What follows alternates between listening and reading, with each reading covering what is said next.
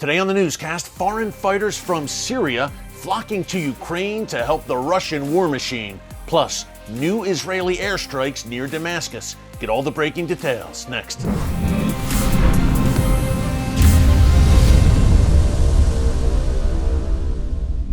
Hey folks, Erick Stakelbeck here. Welcome to the Watchman Newscast. This week is already off to a very busy start, both in Ukraine and the Middle East. Lots of breaking news to cover, so let's get right into it. It looks more and more like this Russian campaign in Ukraine will turn out to be a long, bloody, and sustained affair, I'm sad to say, as Russian forces move closer and closer into major Ukrainian cities. They are meeting stiff resistance, not only from the Ukrainian military, but from Ukrainian civilians as well. That's why a story today in the Wall Street Journal really comes as no surprise. The Journal reports that Russia is now recruiting foreign fighters from Syria to Ukraine. Now, a little bit of background here. Of course, Russian forces have been in Syria since September 2015, propping up the regime of Bashar al-Assad and fighting alongside Iran and Hezbollah in that country. Clearly, Russia has made very good contacts over that time, and now they are recruiting battle-hardened Syrian fighters who have great experience for over a decade in guerrilla warfare, urban warfare, house-to-house, hand-to-hand style fighting. They've done it all in Syria during that bloody conflict. Over 500,000 people killed there in the past decade plus. Russia is now taking these Syrian fighters' expertise and bringing it to Ukraine. According to the Wall Street Journal, they are already on the ground. It's not clear how many Syrian fighters are there, but they are indeed there. And again, Russia wants to put them to good use, in Vladimir Putin's view, when it really breaks down to urban warfare, because that's where this thing is heading, folks. Again, stiff, fierce, and courageous resistance by the Ukrainian people. According to an Arab media outlet, there are Syrian fighters who are being paid by Russia $200, $300 a head to come to Ukraine. And will more and more come? Will Russia perhaps even employ Iranian or Hezbollah fighters in Ukraine? Again, they're aligned on the battlefields of Syria together. They're already bringing Syrian fighters. Who knows where this is going? Clearly, Vladimir Putin has no hesitation in internationalizing this conflict in Ukraine. Remember, he's also brought fighters from Chechnya into Ukraine as well. So we're keeping a very close eye on that, folks. To me, that is a major development. Again, this is all unfolding in Eastern Europe, of course, between Russia and Ukraine, but the Middle East, the world's most strategic, most pivotal region, always seems to be at the center of world affairs, even when the main battle isn't happening there. A good example of that, and I reported on this in yesterday's newscast, Israeli Prime Minister Naftali Bennett paid a visit to Moscow this weekend to meet face-to-face with Vladimir Putin at the Kremlin. They held a 3-hour meeting on Saturday. After that, Bennett flew to Germany to meet with the Chancellor there, Olaf Scholz, and he was also in close communication with Ukrainian President Volodomyr Zelensky. Now, Israel is looking to play a mediator role between Russia and Ukraine. Israel is one of the few countries that has good relations with both sides. Zelensky has personally appealed to Bennett to play that mediator role. He made the trip on Saturday, a major move in terms of international diplomacy and Israel's standing. Made the trip, met with Putin. Will it turn out to be fruitful? We don't know. Bennett followed up yesterday, Sunday, March 6th, with a phone call with Vladimir Putin. So we will see where this is going. A very interesting dynamic there again. Again, this is an Eastern European conflict, but again, a Middle East angle. Along those lines, of course, Russia again in Syria, and things continuing to unfold in that country, even as the war in Ukraine rages. Israel, early this morning, Monday, March 7th, reportedly carried out airstrikes near the Syrian capital of Damascus. Now, Syrian state media, not surprisingly, says, hey, we shot down the majority of the missiles. It was not a successful strike.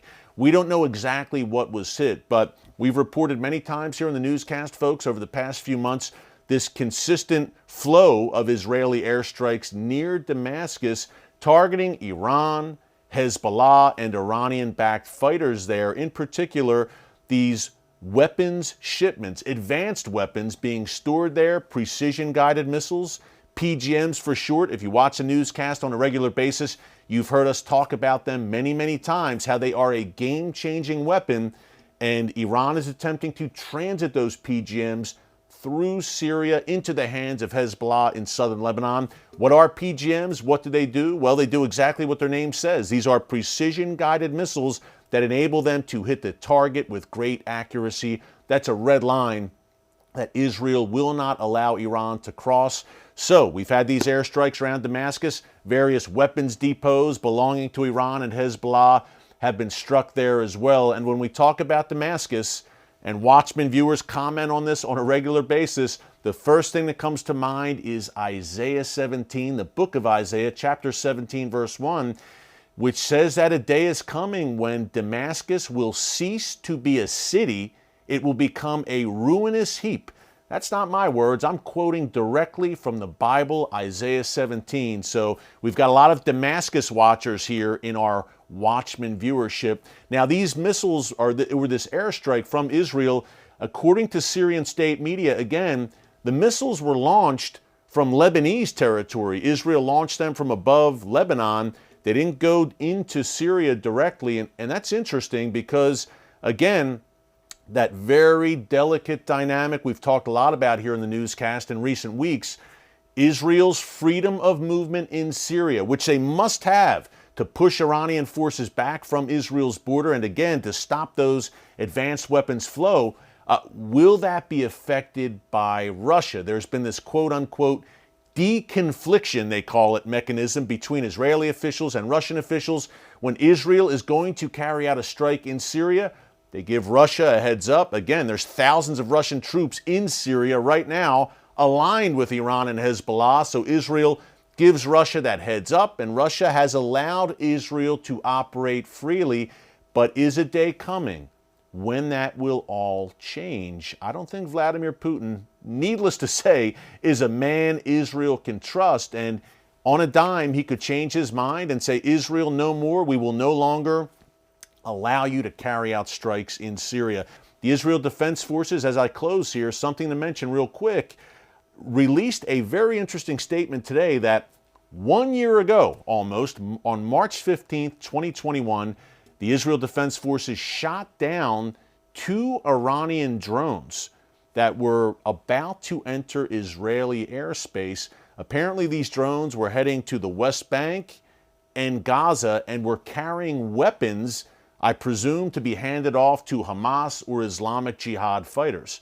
Now, why Israel is just sharing this now, a year after it happened, I'm not quite sure, but 2 drones, again, were ready from Iran, were ready to enter Israeli airspace. We've had incidents like this in the past, in February 2018, in May 2021, where Israel also took out Iranian drones that entered Israeli airspace.